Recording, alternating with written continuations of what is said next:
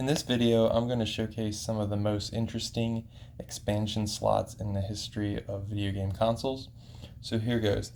Expansion slots are, for the most part, a new thing in the video game industry, as the future of the hardware wasn't really thought of previously. That changed in the late 1990s and early 2000s. I'm going to start this interesting expansion slot list with the Nintendo 64.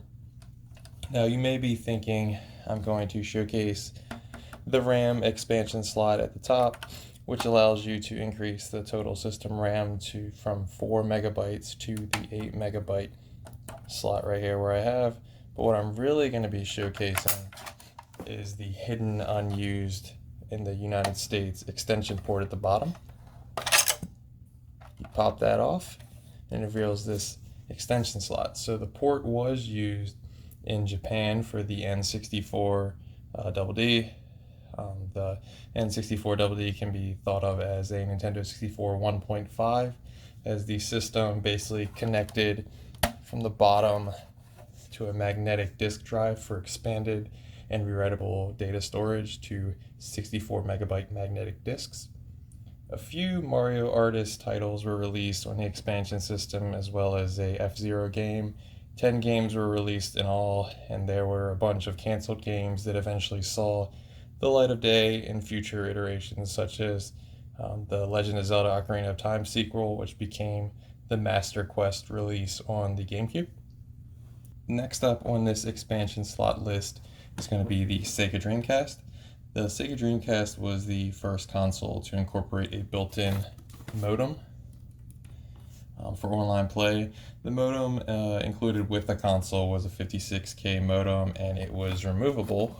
You slide it off to the side, you can remove it, and it reveals an expansion slot in itself. Due to the Dreamcast cancellation, only a broadband adapter was released, which upped the capabilities to 100 megabit speeds. A zip drive was one of the many unreleased add-ons that would have been released had it not been canceled. It would have utilized the expansion port and kind of sat under it, much like the Nintendo 64 Double D would have with the magnetic discs. You kind of see some kind of slide points for something to maybe clip into on the bottom as well. But the expansion port is hidden right here. The sixth generation of video games was unique, as it was the first time hard drive disks began popping up in video game systems, often remembered by Microsoft's first video game system, the Xbox.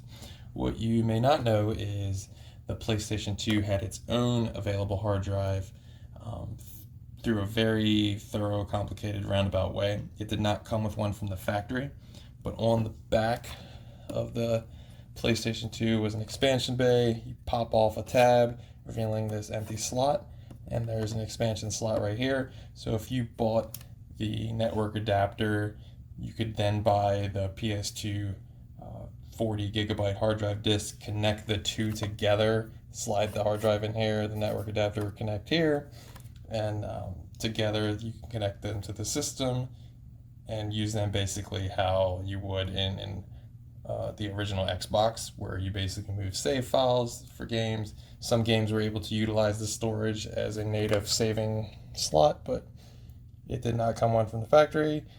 But it was a roundabout way for you to use a hard drive on your PS2.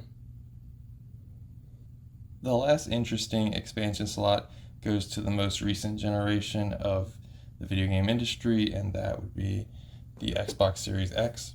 So on the back of the Xbox Series X, right here, you can locate a slot which says storage expansion.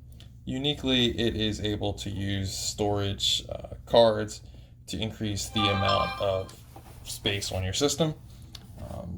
It's interesting as the video game industry progressed so far from memory cards, then to hard drives, to cloud storage, and now basically essentially going back to memory cards. I will say that you can still simply use the hard drive and cloud storage only, but it is interesting that we're basically going back to memory cards. So I hope you like this unique look at the most interesting expansion slots in the history of video games. Thanks for watching.